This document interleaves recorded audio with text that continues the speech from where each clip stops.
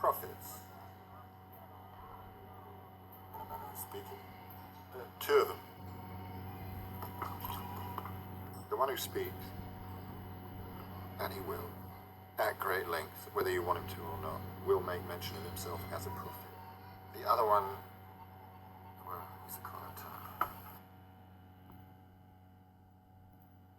What you just said is one of the most insanely idiotic things I have ever heard.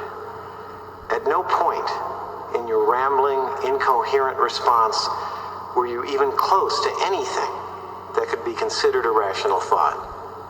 Everyone in this room is now dumber for having listened to it. I award you no points, and may God have mercy on your soul. If I'm gonna do this, I'll need my news team at my side.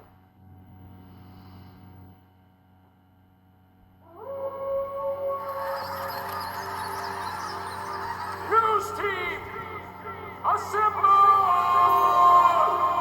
And welcome to the Burger and Badass Show. We are back like we are every Wednesday night to talk a little bit about sports. And we got a lot to talk about tonight, again, as usual. Badass, how you doing tonight? Doing pretty good. You know why? Why is that? Because we're going to fucking talk about Clemson fucking football. Finally. That's all I ever want to talk about. You already know this. You know what that means, right? That means we're getting one step closer. Oh, I already know, because we just had our what? Spring game. Oh, yeah, and by the way, I like that, guys. 60,000 turnout. I like it. Beat last year's. I expected to. Yours truly, sadly, could not make it because I had to work. But my God, I was there in spirit, brother, because I'm telling you, they're going to fill out the Valley this year. Everybody's going to want to see those, oh, yeah, let me forget. Returning national fucking champions. Holla at your fucking boy. Yeah, I had to miss the event, too, because I had to work myself. So, you know, we didn't get a chance to go like we did last year, but it was great because we got to see, you know, Deshaun Watson and Dabo, which was really cool. And got to see the Buffalo's first round pick, which was awesome. I mean, that's really great. So, I mean, it was all it was a great time. I think it was, 50,500 last year? Yeah, last year we got a little over 50,000. It was a good showing. There were other schools that packed out harder. But you know what? This area loves their football. And I'm going to go ahead and guarantee you that if businesses all closed and everybody was off work that Saturday, there would not have been a fucking spot left in the Valley. I guarantee it. Damn, that's a fool, because I've been there. I've been there before, and, man, that place is huge. You know what I want, though, Burger? I want to be able for you to experience what it's like to be in the Valley when it's packed. When I mean packed house, like, I mean 83,000 strong, nowhere left to sit. It's all standing room, and there's thousands outside tailgating, so when you add them all up, we're talking 95,000 strong in the Valley. When they're all going, you don't know. And I want you to know. I'm thinking we should try to get that Auburn game this year. I'm thinking we should too. And if we can't get the Auburn game, there's another game to go to. But we definitely have to get to a Clemson home game. And I would prefer it to be one under the lights. There's nothing like Clemson under the lights. You know, that's so funny because actually me and your cousin Mikey were talking about that the other day, how we want to definitely experience a Clemson game under the lights because I'm sure there's nothing like it. There is nothing like Clemson under the lights. Speaking as a Clemson man, if y'all ain't Clemson men or women, children, if you ain't about that, Paul, then y'all just don't know what the fuck I'm going on about. You just don't. But one day you will. We'll make believers out of all of you. You'll turn in that stupid ass Indian. You'll turn in that stupid ass Tar Heel. You'll turn in that stupid ass ugly you and that stupid stork thing. You'll all come to the paw. Maybe one day. Y'all come to the paw. I mean, I'll still be Notre Dame at heart. You know that, right? We'll see. Notre Dame till the day I die. We'll see. Yeah. So you know what? I think we should just quit tickling the butthole and just go all for it. Well, I mean, what if they like the French tickler or the feather? What if that's what they actually are into? I mean, ain't we here to serve it to the people? We could do that all night, but we eventually got to do the deed. So I guess you can slow roll all you want, but it's got to go deep dirty eventually. Exactly. All right, let's get down to it then. So this past Saturday, the Clemson football team, fresh off their national championship run last year, had their annual spring game football game, which means that we are now one step closer to college football again. This season is going to be very interesting for the Tigers, as they have a lot of losses and a lot of good players that are not going to be back from last year's squad, such as Deshaun Watson, Mike Williams, and defensive standout Ben Boulware. I think one of the biggest questions for Clemson this year will be the quarterback position. There are 4 guys this year that are going to try to fill the big shoes of Watson. Kelly Bryant, who's been the odds-on favorite to fill those shoes, struggled with his accuracy at the orange and white game, going 4 for 13 for 43 yards and 1 interception, but did show some effectiveness running the ball with his speed and elusiveness. Hunter Johnson had some bright spots, going 5 for 13 for 48 yards and 1 touchdown, while Zarick Cooper was more consistent, going 11 for 18 for 81 yards, but did throw 1 interception. The biggest surprise was Tucker Israel, who went 13 for 19 for 94 yards and 1 touchdown. The quarterback position is still wide open with just 3 months left before the opening game, so it's going to be very interesting to see who comes in and fills those big shoes of Deshaun Watson. I'm actually pretty okay with what we got out of that. I know a lot of people are looking at me like, what? I'll explain it to you. We have 4 guys running for the same spot, okay? 4 quarterbacks all wanting the starting job. One of them's going to get it. The other 3, well, we're keeping them off other people's teams. And just so y'all know, these are all very talented, capable guys here. So it's good that we don't have to play against them. And the fact that they even got that many throws off against our defense, even playing, it's an orange and white game, so we're not going to go crazy. But you also know they're not trying to let nobody get, over on them. It's a pride thing. We don't even want our own offense to be able to do anything. And our defense is going to be our strength. We have star power and straight studs. I mean, beasts on the line, at corner, at safety. We got straight beasts. Yeah, I'm going to talk about that here in a minute. That was one of the other keys that came out of the orange and white game from Saturday. But and I agree, because that's what we're getting at when we get down to our quarterbacks. You have Kelly Bryant. He came out of Wren High School, just a couple miles away from where I work on 81. You know what's going on, so I know all about that, because you got T.L. Hanna. That's Ben Boulware School, literally a mile down the road from my work. It's all right there. And Kelly Bryant came from Wren High School. He was brilliant when he was there. He could throw, he could run. Like the game speed was nothing for him at that point. I remember watching him tear up Daniel. I mean, just nothing you could do with the cat. He was nasty. Whole deal is he's good with his legs.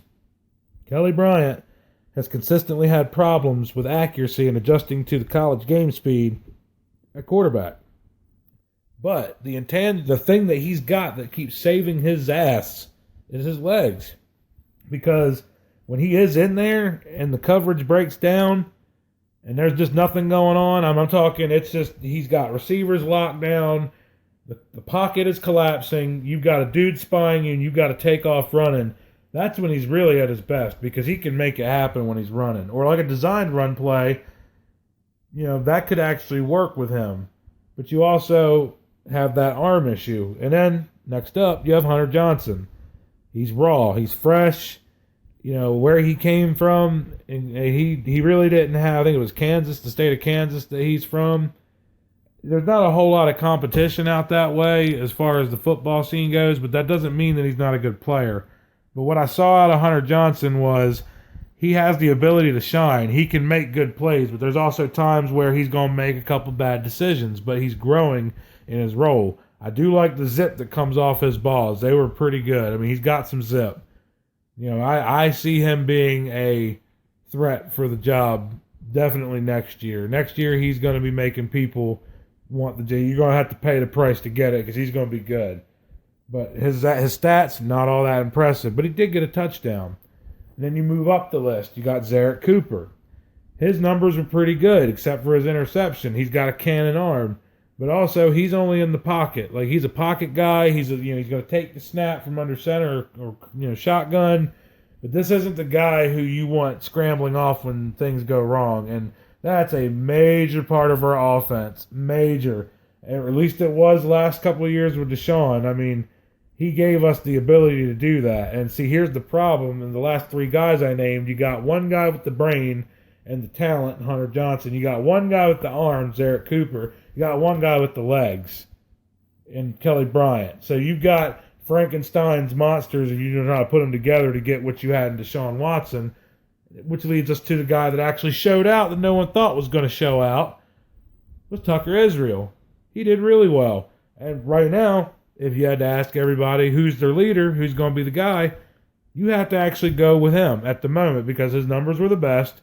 The team's going to respond to him as well as they can, and he's actually had the most time with them other than Kelly Bryant. Kelly Bryant is going to pretty much lose this job to somebody if he can't get his issues with his arm together. He's got to get better throwing that football.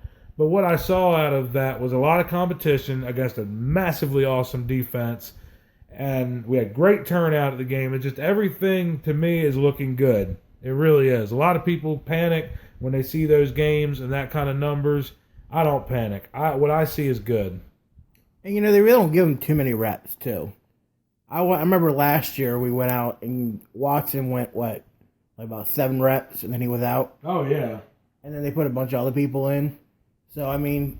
Tucker Israel was in last year. Yeah, I remember Tucker Israel. He didn't do so hot. No, he didn't do that great. He kept trying to do a long ball, kept getting intercepted or knocked down. Right. But look at this year. Turned it around. So, overall, not just by these stats, but just overall, who do you think gets the starting job for Clemson at quarterback? If I had to really say... If you were Dabo Sweeney right now and they said, who's your starting quarterback for opening game, who do you say? As of right now, Tucker Israel. Till he loses the job. Huh, that's interesting. It's kind of like the whole theory of, what's the Starship Troopers? This is your job until I find somebody better or you're dead or whatever, however it goes. It's kind of that whole thing, Until you fuck up, this is your job until I find somebody better than you. Right now, it's looking like Tucker Israel. Now, when it comes down to it on game day, it might be Zarek Cooper. I highly doubt it's going to be Hunter Johnson or Kelly Bryant. I think really you've got a 2-horse race between right now Tucker Israel and Zarek Cooper. That's who I'm thinking. So looking at some other aspects from the orange and white game, Clemson's defense looked very impressive with Trayvon Mullen and Kayvon Wallace, who looked great as replacements to replace last year's defensive beast, Cordray Tankersley, as they put on a clinic, as Mullen nearly intercepted a ball and Wallace controlled the run game. Van Smith and Ryan Carter were wreaking havoc all over the field, while Denzel Johnson and Corn Wiggins were impressive. Mark Fields sat out the spring game with turf toe injury, but is expected to be ready for the Tigers opener. So, that was the defense. Looked pretty impressive. It did look impressive. It really did. Any of those names that you heard that, kind of stand out to you is going to be kind of the big man on the defense, kind of like Bolwell was last year? They're saying Kendall Joseph's the one that's got to step up to that, and he just might. But I don't see any holes in it. Honestly, they're all studs. I'm liking all of it, dude. You're talking about Dexter Lawrence coming back. He's going to be bigger and stronger and experienced. You're talking about having Christian Wilkins. Just Austin Bryant's coming back. It's just, I can't wrap my head around how good. I can, but I can't, because at the same time, it just blows my mind. Because I remember 2 years ago, everyone was saying, look, our D-line is going to be insanely good come 2 years from now. And I was like, oh, God, it's 2 years away is now here. And yes, when you're looking at those names, you got Cleveland Farrell. I mean, there's so many guys that are so deep. I mean, it's insane. Like that song that they made up a long time ago for Clemson, there's an actual sanctioned song. I could pull it up if you want. It's called We Too Deep. They made that back when like Sammy and everybody was there, and they thought they were deep then. Dude, right now they are that deep now. It's insane. Yeah, speaking of deep, lastly, the Tigers' defensive line could be one of the best in the country, as Clean Farrell, Christian Wilkins, Dexter Lawrence, and Austin Bryant will be this year's starting 4 for Clemson. Hold on. I really want you to give that one to everybody again. I don't think they quite understand what you just said. Clean Farrell, Christian Wilkins, Dexter Lawrence, and Austin Bryant will be the starting front 4 for Clemson. I do believe we're finna to get all up in that ass. All up in that ass. All up in that ass. And, you were talking about deep and how deep they are. They are so deep on the defensive line. Listen to this rotation they have. They have Albert Huggins, Xavier Kelly, Niles Pickney, Richard Yergin, Chris Register, and Nathaniel Davis that will allow them to be able to stop the run when needed and rush the quarterback. So, I mean, those names right there behind them. I mean, you guys, what something happens where somebody happens to go down with, somebody gets hurt or something like that. You have some good guys behind them that can pick up the slack. Our number 2s are number 1s that just happen to barely get shaved by the number 1As. You know what I'm talking about? Like, these dudes are all studs. Like, everyone seems to forget, like, there's not much drop-off from first to second string at Clemson anymore. It just, on both sides of the ball. Like, that just isn't so. I mean, I don't think people quite understand that we have recruited a different breed of player, and many of them, and often. Like, we have a lot of talent stacked, and we've breed this. Like, this is now so good because now the competition is so heavy at Clemson. Like, back, and listen to my Clemson people out there, you already know I'm speaking to you. Cousin Tyler, I'm speaking to you. Dad, I'm speaking to you. Uncle Greg, I'm speaking to you. Everybody that I know down here who is bled orange, I am speaking to you. You know exactly what I'm talking about when I say there was zero fucking competition when Tommy Bowden was at the helm. Y'all know it was true. Nick Saban even laughed and said that we were fat, lazy, out of shape. He Rick rooted our asses. And he knew it. And he knew he was going to whoop our ass in that opening game in 2008. But all my Clemson people, you already know this is true. Back when he was at the helm, and I'm not trying to run this man's name through the mud and make him seem like a shithead. He did that to himself. But I'm getting at this. He did not coach football the way that Clemson fans wanted our football team coached. They were soft. They were not first. I mean, we had people, and I know I'm going to catch heat for this because I know y'all love Will Merritt. But Will Merritt should not have been playing offensive line for us, man. Look, what we got now is light years better. And I want you to understand that since Dabo took over this program and since Terry Don Phillips hired him and said, I want you to do what you have to do. I am all in with you. You just do this. Look at what we have now. We have fucking blue chips everywhere. We have the number fucking 1 player coming here. I mean, do you see? We've won a national championship, and we're probably going to fucking win more. Let that sink in, man. We've fucking made it. The top of the fucking mountain is ours now. We never thought we'd see this shit ever. Do you remember this, Clemson Nation? I'm talking to all of you. You remember this shit. Isn't it so much better now that we have so much depth and competition and real fucking players? I mean, does this not fucking feel like the fucking top of the mountain, Clemson? Did you just Jericho everybody? What do you mean? We won a national championship. Drink it up, man. You haven't seen him do that? In his new, oh my God, it's great. He does this thing now where he's like, he talks about himself. He's like, I am the greatest wrestler to date. all you jerkaholes, drink it in, man. You just had to put WWE into Clemson, didn't you? I did. I know.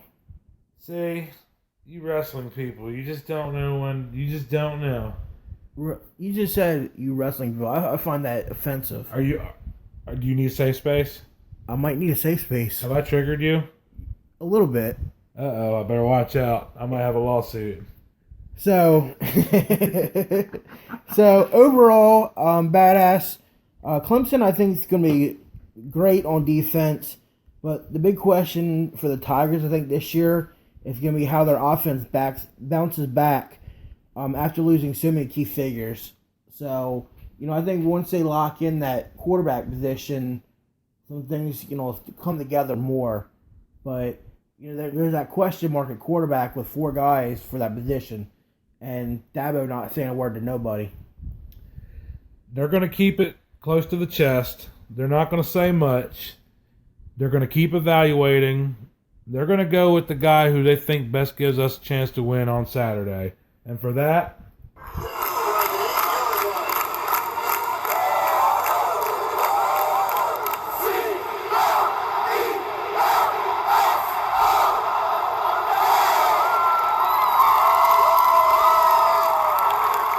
that's how I'm feeling, brother.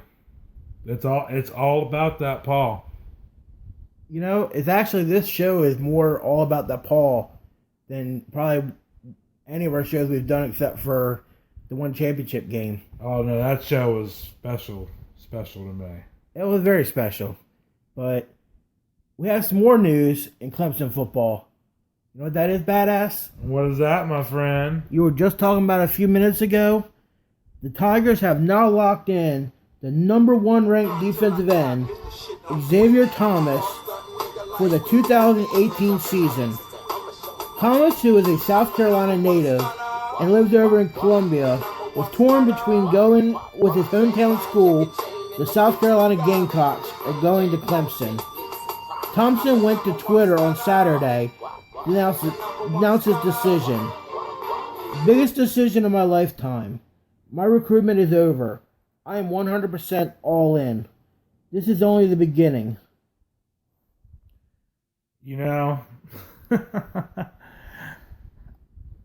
I am basking in the glory of knowing that all of you cousin fucking Oh, here we go. redneck ass having Oh no, we triggered him. kids born with fins because you don't stop fucking your sister, Here we go. low country ass having, Oh boy. garnet and black wearing, smelling like shit and ass because you don't shower, Gamecock loving motherfuckers. Guess what? We just stole your motherfucking boy right out from under your feet. You see that rug that you were standing on? Whoops. Right out from under your feet. And it's kind of really special to me knowing that we're going to take him and he's going to take us together. We are going to Sherpa ourselves up the mountain. Why are you always sherping shit up the mountain? We are going to Sherpa this team up the mountain of greatness even further. It's like climbing Everest. We're going to go even further to the next peak. And we are going to kick your ass a little bit harder and a little bit more. And I don't think you quite understand that you're not going to win for a while. It's going to be a couple years. And everyone keeps saying, oh, it's going to be this. It's going to be a couple more years. You are our bitch. You've always been our bitch. You got a little uppity for a couple years and you want to start waving 5 fingers in someone's face like you have accomplished something. And I guess I got to give it to you. You did. That's the best you've ever done against us. And now you're getting smacked right back down where you should be because you raised up against Daddy. You punched Daddy in the face. You made Daddy bleed. And then you punched Daddy again, and Daddy said, son, I don't want to hurt you. And you came back at Daddy, and you know what he did? He took you to the woodshed, and he whooped your ass, and he put you back in your place. And that's where you're going to stay, in your place. We just guaranteed it for, 2-3 more years. And you better hope that we start falling off, because if we don't, oh, that's right, we're not going to. We just got new facilities, and we just won a championship, and Clemson's blowing up. If y'all retards down there haven't seen all those buildings going up, because y'all ain't used to buildings going up down there. You're used to floods and fucking your cousins. I mean, I keep going back to that because that's really what you're about. You should be called the South Carolina cousin fuckers, not the Gamecocks. But I digress. I don't want to be too hard on you. But know this, assholes. Your fucking finger waving shit is done. I got a finger for you. It's a fucking middle finger with a nice 2016 championship ring on it. It says fuck you. Oh wait, I don't want to fuck you because you fuck your sister. You might have some disease. Wow. And that was a badass rant right there. Oh, was that supposed to be a rant? I was just speaking truth. Preach, brother, preach. I mean, would you like me to do that again? No. We'll be here all night if you do that again. But you know what? I have some really, really great news for you too, badass. Because it gets even better for the Tigers. The Tigers are now in line for a 4th straight top 10 ranked recruiting class and a 2nd top 5 class in the past 4 years. The Tigers have already landed number 3 ranked quarterback Trevor Lawrence, along with Justin Mathcole, Josh Bilk, Darian Kendrick, and Mike Jones. Mike Jones. And I would really like to make sure that y'all are aware that it doesn't matter who's the quarterback this year. Sunshine is coming, and he's going to beat everybody. You keep telling me about this guy, Trevor Lawrence and Sunshine. You don't know, dude. You just don't know. Is he like the next big thing? I might need you to fact check this, or since I'm the one with the computer in front of me, I can go ahead and do it. But Yeah, I don't have a computer in front of me. I'm going to go ahead and just let you know that I'm pretty sure this is an accurate statement, but I'll go ahead and see. I'll make it, and then I'll check it just to verify for everyone. I do believe that Trevor Lawrence has broken every one of Deshaun Watson's high school records, because I do believe they go to the same, or they attended the same high school. And just to let you know, Clemson is still in the mix to also add number 4 Jackson Carman, number 6 Zamir White, number 9 Patrick Surtain Jr., number 12 Tahada Mitchell, number 19 KJ Henry, and number 22 Jameer Slayer. See? So, I mean, they got all these recruit guys, top 25 in the nation, getting to come there. They're already, like, packed. Like, they're probably going to be the number 1 school in 2018. I mean, doesn't it just is beautiful, isn't it?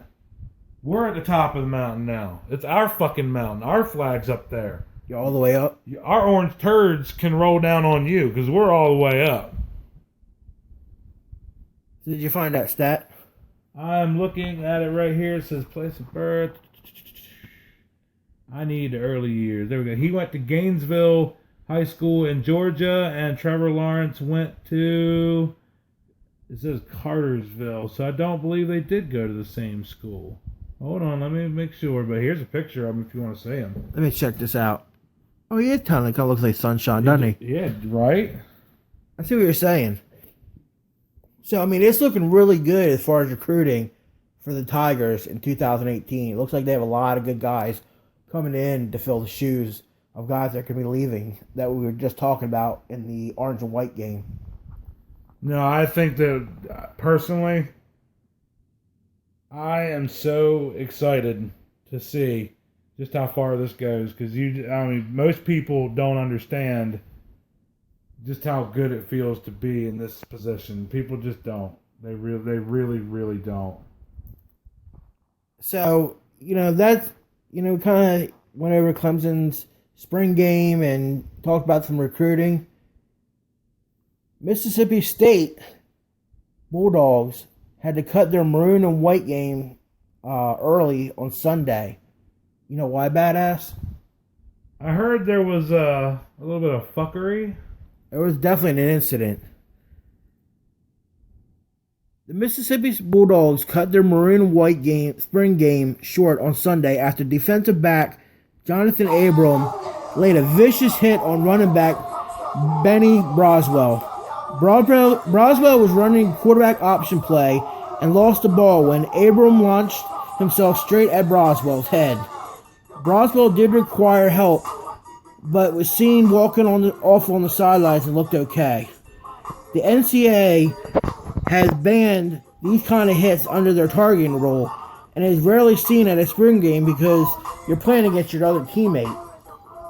With it being a spring game, it's unknown if the NCAA will punish Abram for the hit, or if it will be up to Mississippi State's head coach, Dan Mullen, to make the decision on what to do. We both saw the video the other night of the hit, and I mean, we were both shocked at how someone could hit their own teammate like that. Dude, he looked like he was hitting a rival teammate. Like someone he fucking hates. I mean, it was nasty. Like, he was fumbling the ball and everything. You like that, Chris Berman? No. Fumbling. Fumbling, stumbling, bumbling, rumbling. Fumbling, bumbling, stumbling. He was kind of juggling the ball a little bit and lost the ball. So he didn't even have the ball. And this dude, I mean, just launched himself right at the dude's head. He put the shoulder right on him. It was bad. It was nasty. I'm surprised he got up. Look, for all you people that didn't see this hit, this was a certifiable badass hit. It's one of those hits that makes everyone in the room watching go, ooh, because he struck the shit out of this dude. And we're talking like full on contact. Like, this hit looked like Clemson playing South Carolina when they hate each other, hitting motherfucker. It just like DJ Swearinger laying the boom down back in the day. It looked bad. I mean, it did. It was nasty. I mean, it makes you wonder what happened and what was going through his head of why he would hit his own teammate like that. Oh, hell yeah. I want to know, too, because Jesus Christ, that was a beautiful hit, but motherfucker, you laid it on your boy. But all the articles that I was reading all say that under the NCAA rule, that was an illegal hit. And he would have probably been tossed out of the game, probably suspended. Or that was an illegal hit? That was an illegal hit. Why? Was it helmet-to-helmet contact? Because he purposely forces his arm and his shoulder pad into the guy's head in a forceful manner. So, I mean, well, let me ask you this. So, in a regular game, that hit is not legal. That is not a legal hit. He would have been kicked out of the game. Kind of like, remember when the Clemson guy got hit for targeting? Yes. It was something just exactly like that. Okay, so it was one of those things where it's iffy, but it's because of their rules defined. You have to go by that. Because it was forcibly hit towards the head. That was what it was. So if he'd have just aimed lower at his chest, that'd have been completely legal. Yeah, if he had him square in the chest, that's fine. But you go, neck up. That's when you start getting, questionable. Shoulder pads up. That's when it's questionable, and that's when you're going to probably get ejected. Well, no, they tell you when you tackle, you're supposed to have shoulder pads up. You're supposed to tackle helmet up. You're not supposed to tackle crown to crown. You're not supposed to lean into it. You're not, you're supposed to tackle clean. But dude, let's be real, man. When the hell's the last time they actually taught clean tackling at the high school levels and up? Because I mean, I know in Pee Wee they teach you how to clean tackle a little bit, but they also the parents that want to win teach them how to be dirty at the same time. That's not what I saw on Friday Night Tykes. Oh, well, yeah, that's a whole fucking thing on its own. Yeah, those guys, they were talking about, they were teaching safety. But, I mean, some of the early years when they first came on, they were pretty vicious. Like, I'm talking about, I want you to go out there, and I want you to put your head down, and I want you to knock him the fuck out. Man, they get live. And you're just like, damn, he just told him to knock another kid out. Yeah, that's for real. I do got a quick question. Do you know the name of the player who was indeed knocked out? No. You don't know his name? It was Broswell, wasn't it? Was his name Broswell that got knocked out?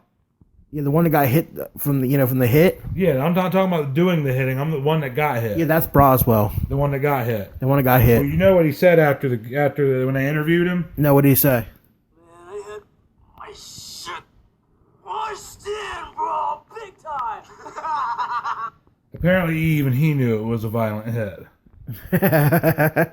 But I mean, that's the big question to me out of all this. The big question to me is, why? Why would you hit your teammate like that? You'll never know either. It's a spring game. It's your partner, it's your teammate. It's a guy that is probably going to be their starting running back. And you hit him like that and could have caused serious injury to him. And he could have, you don't know what could have happened. I'm going with two things. I think the world's going to back me up on this. A, he was talking shit. Or B, he was being a bitch. Is that not how 99.9% of all fuckery starts? It is, but it's your teammate. He was talking shit and he's being a bitch. Yeah, I mean, I guess I could see it that way too, but I mean... How many times have you seen me go completely ape shit on somebody? Multiple? multiple times. And 99.9% of the time, it was because of what? Dumb bullshit. Someone was talking what? Shit. And acting like a what? Asshole. Or a? Dick. Or a? Okay, I'm not sure where I'm going here. A bitch. Oh, a bitch. Yeah. Yes, correct. I had a bunch of them there. I was hoping you would keep it going. If That it was was good. fill in the blank, I mean, you can put anything in there. See, that's called ad-libbing. You did good. See? I'm getting there. It's kind of like how we were talking earlier. We won't like go into this in great detail. We were talking about adjective plus noun does not equal good song title. It's one of those. Yes, exactly. So- Annihilated buttholes by the flaming asses. It's like, no, it's not a good song. You got me there. You got me earlier and you got me again. I'm on a roll tonight. It's kind of funny. I'm telling you, you guys didn't see it, but Badass was doing something earlier. He was parodying a song, and I almost spit out energy drink out my nose. It was pretty funny. Yeah, no, I'm pretty good with the parodies, folks. I'm right off the cuff. I'm pretty good. So let's go ahead and talk a little bit of Major League Baseball. And, you know, it's in full swing now. We are now full week into the season. And there have been a lot of early surprises so far. The Baltimore Orioles are 4-2, leading the AL East. And the Tampa Bay Rays are 5-3, and they are tied with them. Next, you have Boston Red Sox a half game back at 4-3, and the New York Yankees 1.5 games back at 3-4. And finally, the Toronto Blue Jays 3.5 games back at 1-6. And I'm loving that because I'm telling you, I'm a part of a fan group. It's the AL East Uncensored page on Facebook. And I'm telling you, you get on there and you have the Blue Jay fans, and they just yap. And Listen, they're all from Toronto. They're a bunch of assholes. And then you have the Yankee fans, and they're just yap, just like Tracy.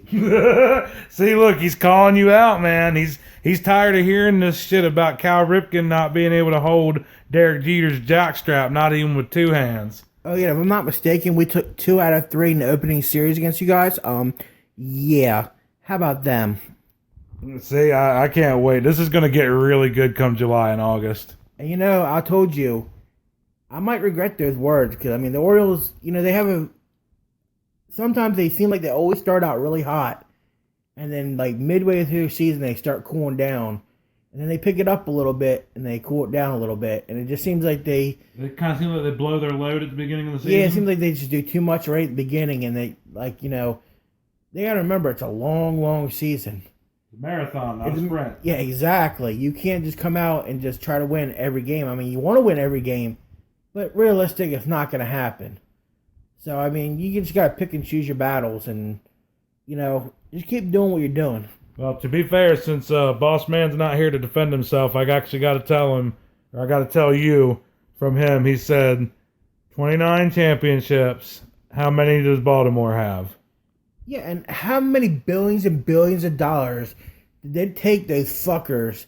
And fucking George, I'm fucking going to throw my money around like I'm the fucking biggest, richest prick in the world. Just throw my money around and buy the biggest name players and bring an all-star squad. I mean, that's pretty much what they are. They're a AL all-star squad. Well, that makes it to the next point by Tracy is he says countless Hall of Famers and countless legends of the game of the best teams of all time. Again, it doesn't matter because you're buying the best players. Of course they're going to be Hall of Famers.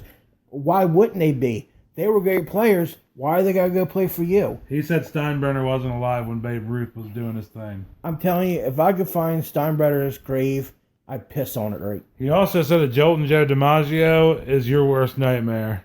Oh, you know what? Tell Tracy I said, if I'm ever in New York and I find Steinbrenner's grave, I'm not only going to piss on it, I'm going to take a big old shit on it too.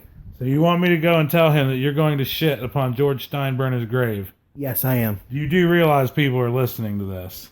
I don't care. Okay, just letting you know. I have 0 fucks given. You know that. Okay, I'm just letting you know. I'm just letting you know 0 fucks given. Just remember, if there happens to be fecal matter upon this man's grave, they can link it back to you. Kind of like the idiot from Alabama who called in the show and was like, I poisoned the tumor oats. That guy actually did prison time. Did he? Yes, he did. How much? I think a couple years. Damn. Because he damn near killed the Oaks. Like, I mean, he was a shitty Alabama fan, but he's all about that Roll Tide. Oh, damn fans. Oh, it's funny though. But I can't wait to see you walk into our establishment next time and start talking baseball with Tracy, because apparently it's starting to get very real. I might actually have to go in full Oriole gear. You need to, because I've already told him you likely would. Oh, you know it's going to happen. Oh yeah, I trust me, I'm very well aware. It's going to be on.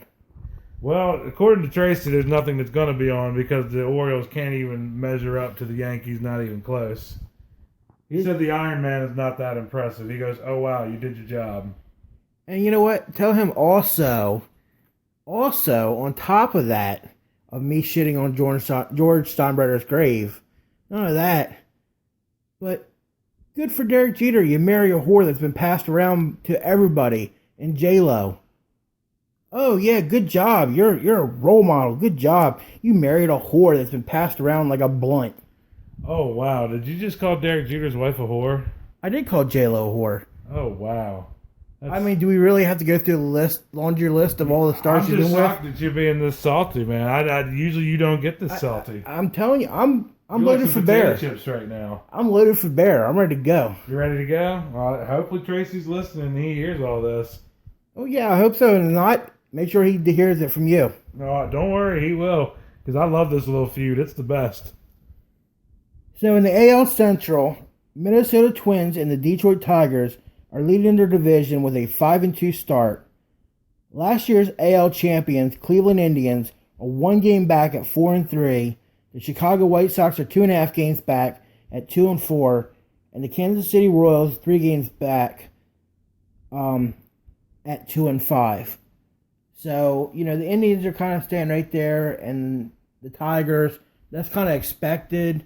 Minnesota, I mean, they have been improving over the last couple years, so I'm not really surprised. And Kansas City, they were good a long time ago, but a lot of those guys have moved on or retired, so, you know, Kansas City might be looking at the basement the rest of the year. And it's crazy because they just won a World Series now, but 2 years ago. It was only 3, wasn't it? 3 or 4, Was wasn't it it? 3? Already? It's been a while. Already? That really? Yeah, because, I mean, you have to check that. Yeah, hold on, 'cause- You know, because I'm interested because I know they did win one recently, but I want to say it's probably been somewhere in the 3 to 5 year range. I don't think it was 5 years because I don't think it was that far back, but I'm saying 3, maybe 4 possibility. We're about to find out. But you know, it's just, you know, Detroit Tigers, they've been good for the last 10 years. They've been really, really good. And Cleveland, Cleveland, you know, they were at the World Series last year, so 2 years ago. 2 years ago. So Yeah. 2 years ago, starting off, you know, they're struggling. Well, that's what I mean. Like last year, they didn't really do all that great, and this, I mean, I don't know. It's just everyone expected so much out of that squad because they were all young and everyone was talented, but it doesn't seem to be. I don't know. Doesn't seem to be happening. Not in the cards for them at the moment. So it'll be really interesting to see how the division shakes out. Yeah, it really will. I keep hearing a lot of people saying that Detroit's going to make a surprise move on this one. And like I said, they've been good for the last 10 years. Is Verlander still pitching for them? Oh yeah, Verlander's still pitching And out as long there. as they got him, then he's going to keep him in games. He's an ace. He's good. So the Anaheim Angels are leading the AL West with a 6-2 record, with the Houston Astros 1.5 games back at 5-4. That's my favorite for that division. The Oakland Athletics 2 games back at 4-4, while favorite Texas Rangers are struggling at 2-5, 3.5 games back. And then you have the Seattle Mariners at 4-5, 4.5 games back at 2-7. So Seattle, they're really struggling. 2-7. That's not a good way to start the season out. I know Houston has been getting a lot better and been slowly gaining momentum. I think they're my favorite. Yeah, them or maybe Texas makes a run. No, Texas will get their shit together. They're good. Yeah, They're they're- just going through a slump. Yeah, they just have a little starting off slump, but you'll definitely see them up there here very shortly. Oh, I agree. So let's go ahead and move over to the National League. And in the NL East, you have the Washington Nationals and the New York Mets picking up where they left off last season, as they are both 5-3 leading the NL East. The Florida Marlins, which is a big surprise to me, is only a half game back at 4-3. The Philadelphia Phillies are 2 games back at 3-5. And your boys badass, the Atlanta Braves, are continuing to struggle as they are 1-6, 3.5 games back. Yeah, Atlanta's fucking nothing but a bunch of turds, so you know where they're going? Down the fucking toilet. Bunch of garbage ass Braves. You built that new stadium. I don't even have any fucking energy for you sorry asses. Your bridge is collapsing. You building fucking stadiums that the goddamn people don't want built. Your fucking team sucks ass. There's nothing we can fucking do with you bastards. You're just a bunch of fucking turds.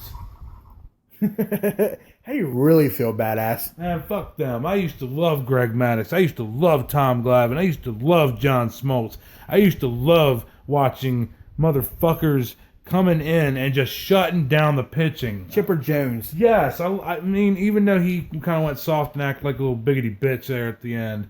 I mean, I used to love watching. I mean, Andres Galarraga. I'm talking about back in the day, dude. Fred McGriff. Yes, and I remember when the Braves were good and y'all only won one fucking World Series. Y'all had all that talent, and it's just like, you fucking bunch of underachievers, man. Fuck y'all. And then you have the Falcons who blow the Super Bowl. God, don't get mad. You already know how I feel about that. What, Atlanta's choke artist? Yeah, fuck yeah, they are, man. I still cannot believe that happened, and we're fucking months removed. So moving on into the NL Central, the Cincinnati Reds have been a surprise that everyone is talking about, and probably what is one of the best divisions in baseball. They have an impressive 6-2 record, with last year's World Series champions, the Chicago Cubs, a half game back at 5-2. The Pittsburgh Pirates at 3-4, 2.5 games back. The Milwaukee Brewers 3 games back at 3-5. And then you have, which is kind of a little bit of a surprise, and I don't know if this is another one of those teams like Texas Rangers that their opening week struggles. But you have the St. Louis Cardinals, who are used to being at the top of the division, sitting 4 games back at 2-6. I mean, you're getting into Brave territory right there. I know, and you know what? This is when you say, like, I don't understand this. Because they're usually good. It's weird.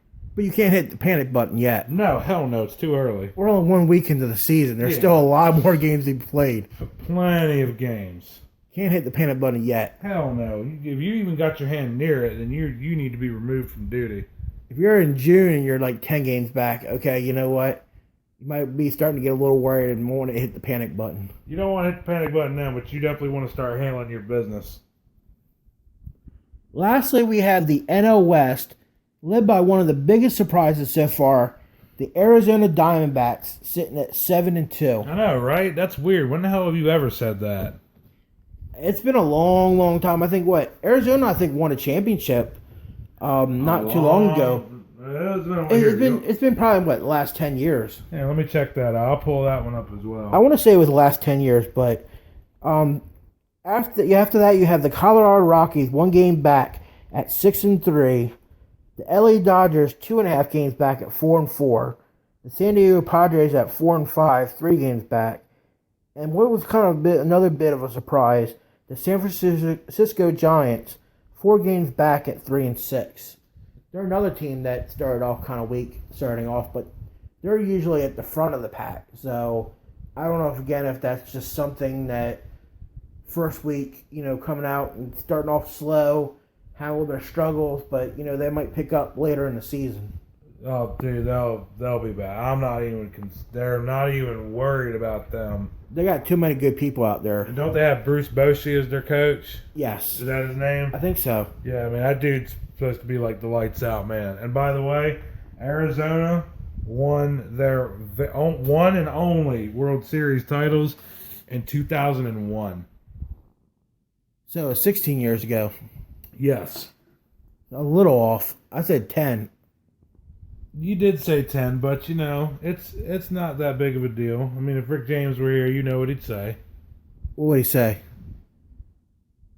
Cocaine is a hell of a drug. Not to get off topic real quick, but speaking of, when you said that name, made me think today. Yeah, I'm sad too, man. I mean, we were just joking the other night about that. We were doing, our best Charlie Murphy, talking about different skits he did on. Oh, exactly. Doing Yeah. the whole, Yeah, I mean, it was just, if you guys don't know what we're talking about, Charlie Murphy, who was on the Chappelle Show, he passed away today. He had a battle with leukemia, and he passed away at age 57 today. So, it's kind of sad. We've been, over the last couple of weeks, we always, even more than the last couple of weeks, for a long time now, we always do different skits with him in it and talk about that kind of stuff. Oh, dude, yeah, Burger's not lying, man. Whenever I'm at work or here and everyone's kind of in a funk mood and everyone's been in it for a while and you want to cut through that haze, man, there's just times where I'll start doing the Rick James and Charlie Murphy skit, and there's times where I get really into it and it sounds really fun and it's good. And even the Prince one was funny, too. yeah, I mean, and it brings us back to a happier time, man, when everything was just cool. And, it's really sad. I remember sitting at my house in Georgetown watching the Chappelle Show and watching it over and over and watching Charlie Murphy do different skits on there and just laughing our asses off at some of the crazy shit he did. So what did he do after you guys played basketball? They took us in the house. He served us pancakes. You know what I mean? It's just like unforgettable shit. Like, everybody loves that stuff, man. I mean, I don't know a single person that hates the Chappelle Show. Do you? No. Right, that's what I'm saying. Maybe Like, some of the millennials, but... or maybe some really old people who don't get it. But, I really, it takes me back to a very happy time. And having Charlie Murphy pass away, I mean, you're talking about the Player Haters Ball and all these good skits. And just Rodney Quills Dinkins. Oh, my God. That was great. Local hood Rodney Quills Dinkins has just told us to get butt naked. Hey, get butt naked. Everybody put in the bag. Like, it's just, it was just all that funny shit, man. Like, everyone who knows, everyone who has watched it and understands what we were going on about, y'all are all probably feeling the same thing that we're feeling right now. It's just like, damn it, man. Another good one goes. So getting back to baseball, it's still very early in the season, but it's going to be very interesting to see how the season finishes out and if some of the big surprises so far can stay at the top or if the usual suspects will make their way back to the top. I think the usual suspects will make their way back up to the top. It happens just about every year almost.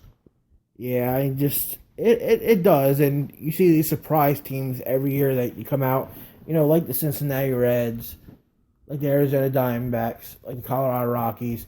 When they start off that first week and you're like, damn, where did this team come from? And then you get to about June, Right, then in July, to where they came from. you get to about halfway through the season, the All-Star game, and you're like, oh yeah, there's Colorado. They're sitting in the basement at 12 and a half games back.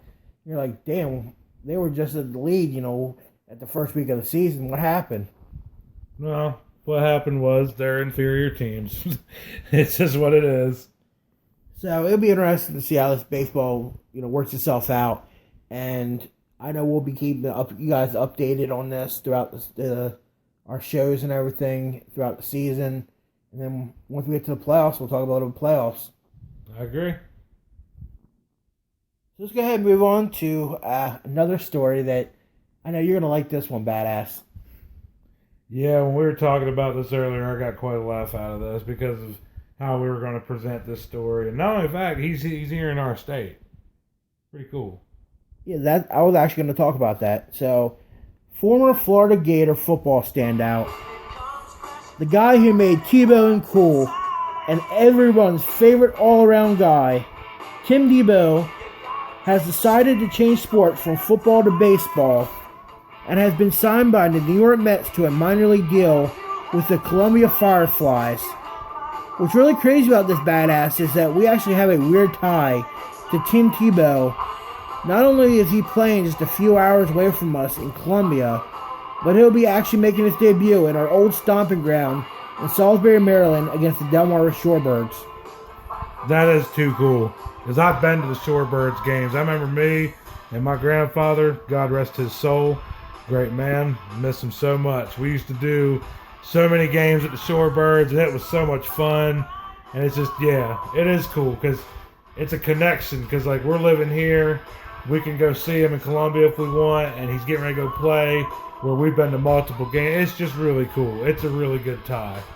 So, yeah, it's pretty neat. We kind of have a little bit of a tie to Tebow.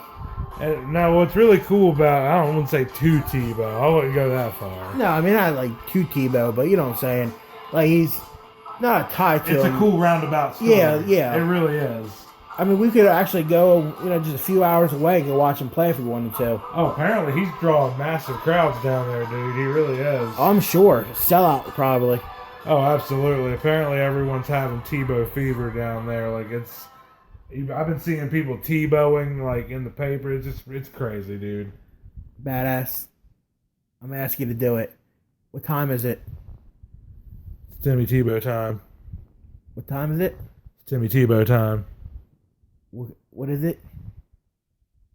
It's Timmy Tebow time.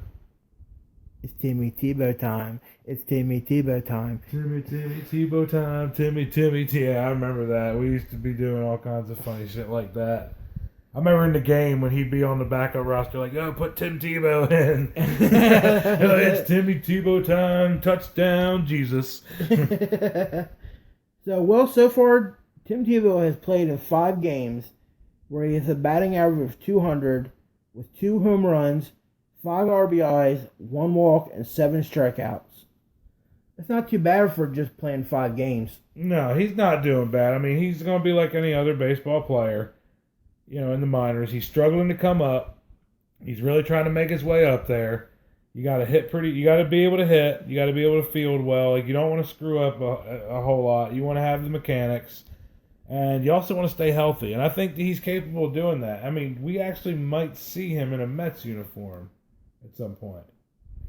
I think right now for him to be called up to the Double-A team, he's going to have to pick it up a little bit more to be more of a solid player all around. Yeah, and he might do it. We'll see. I mean, he's going to have to earn his way. They're not just going to give it to him on his name. Yeah, I hope they don't. I hope they don't do that just for his name's sake. You know damn well baseball farm systems do not work that way. You know better. They will not give you something just because of your name. But it's Timmy Tebow. I don't think it matters. It's everyone's favorite son. I don't think I don't think so, man. I mean, I know he's got star power because he's Tim Tebow, but I just don't think he's quite gonna get just get there on his name. Not in the baseball farm systems. It's too tough. It's too, there's a system. You have to adhere to it. So it's been real interesting to kind of see where Tim Tebow's career goes from here. We'll have to keep looking out at that and see what's going on with him, and maybe a month or 2 down the road, once he gets a lot of games under his belt, we can kind of give you a Timmy Tebow update. Oh no, we'll definitely keep people informed.